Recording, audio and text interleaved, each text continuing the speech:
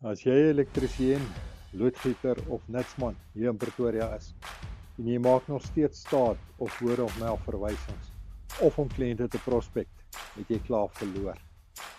Ek praat nou met al die solo vakmanne, van Centurion tot by Silver Lakes. Jy sal goed met jou hande, maar jou besigheid suffer, want jy mors jou aande om op Facebook groepe te smeek vir werk. Prospecting is 'n mors van tyd. Dis om iemand te oortuig om jou te huur. Dink vir jouself, 2:00 die oggend, bars 'n geyser in Garsfontein. Daai kliënt het nie 'n hulpfiets nodig. Hy het 'n groot probleem en hy het 'n oplossing nou nodig. As jy nie die eerste een is wat hy sien nie, jy nie 'n besigheid nie, jy het 'n stokperdjie.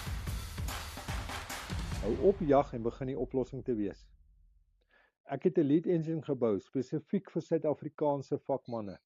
Ons doen nie cold calling nie. Ons maak aanbiedinge om mense te vind in Pretoria wat klaar reg is om te betaal. Ons posisioneer jou as die enigste logiese oplossing voordat enige kompetisie mee gepraat. Hou op om jou petrol uit te ry vir quotes wat nêrens heen gaan nie. Ek het nog 3 vakmanne nodig in Pretoria wat hierdie maand hulle area wil oorheers.